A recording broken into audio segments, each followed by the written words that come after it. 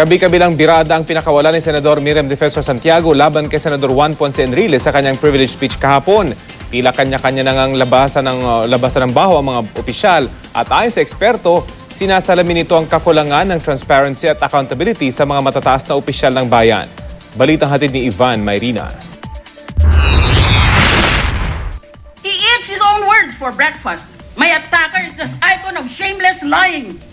The Prince of Darkness, maybe he's suffering from age-appropriate dementia again. Gaya ng kanyang pangako, harap-harapang tinabla ni Senadora Miriam Defensor Santiago mga naunang birada sa kanya ni Senador Juan Ponce Enrile noong November 27. Mula sa pag-iit ng mastermind ng pork barrel scam si Enrile na nauna ng itinanggi ng huli. This is an outright lie and this is just another of those baseless fabrication against me from your depraved mind. Enrile could have requested for additional hearing where he could be personally present and interpolate Janet Napoles, who appears to be his BFF, his best friend forever.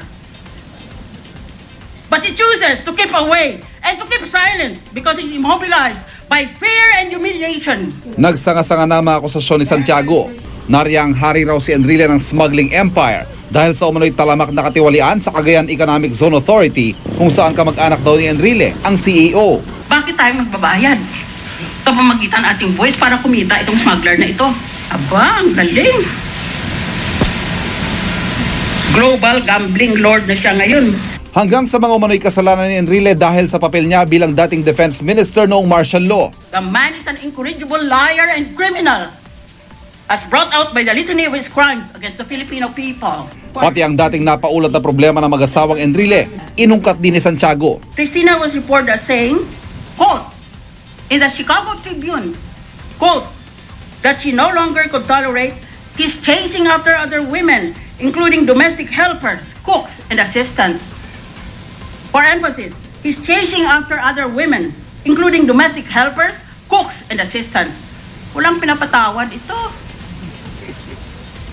Kaya ayaw kong tumabi sa kanya, baka mamaya na HIV ako. Dawit pati ang umano'y relasyon nila ng dating Chief of Staff na si Gigi Reyes. Nag-birthday party para sa kirida niya, to which he was able to drag President Aquino. And this libertine pontificates about morality?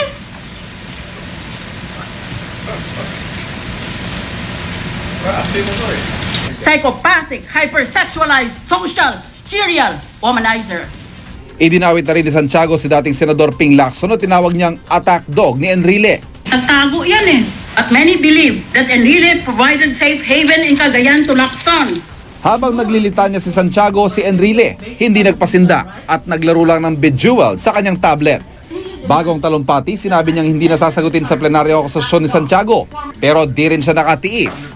Sinagot niya ang pagdawit sa kanyang dating Chief of Staff. Personal attacks, personal assaults against innocent people without any proof or iota of evidence. At ang akusasyon kaugnay sa martial law. Matagal na yung martial law. Naka-ukit yun sa kasaysayan natin, di ba? Lahat ng sinabi ko doon sa speech ko ay pinatunayan niya. Pero ano po, sir? Particular doon alin, sir? Lalo na yung kanyang state of mentality. Si Lacson naman binaliwala lang mga patutsada ni Santiago dahil tutok daw siya sa bagong tungkulin bilang rehabilitation czar. Ang ilang kapwa senador nalulungkot sa bangayan ni Enrile at Santiago. Nasasayang ang oras ng Senate. I really feel we're wasting time. But at the same time, we're providing entertainment. I'll contact my father and siguro both of us will mediate. Sana before Christmas magkaayos na. Kung tutuusin, hindi iligal kundi bahagi ng malayang demokrasya ang pagtatanggol sa sarili sa akusasyon ng iba. At karapatan naman ng mga senador ang magpahayag ng kahit ano sa kanilang privilege speech. Pero kalabisan na nga ba ang sagutan ng dalawang senador? Ayon kay Professor Bobby Tuazo ng Center for People Empowerment and Governance, kung sila-silang mga opisyal mismo naglalabasan ng baho dahil daw yan sa kakulangan ng transparency at accountability sa matataas sa opisyal ng bayan. Wala naman tayong nalalaman na mga katotohanan tungkol sa mga plunder, tungkol sa mga high crimes kung walang whistleblower. No?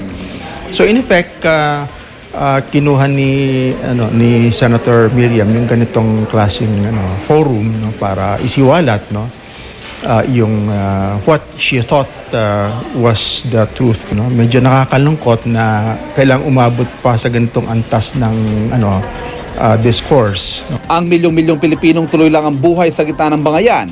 Interesado naman kaya sa batuhan ng putik ng senador at senadora? What's really the core should be the one na i-emphasize nila. Huwag yung mga personal or whatever misunderstandings they have. Dapat intindihin na lang nila yung mga issue ng bayan bago sila mag-away. Ikaw ba interesado ka sa mga personal na issue sa buhay nila? Hindi. Kasi meron din kami personal na issue sa buhay namin. Bahala po sila sa buhay nila kung dahil wala naman po kami alam doon eh. Ivan Mayrina, GMA News.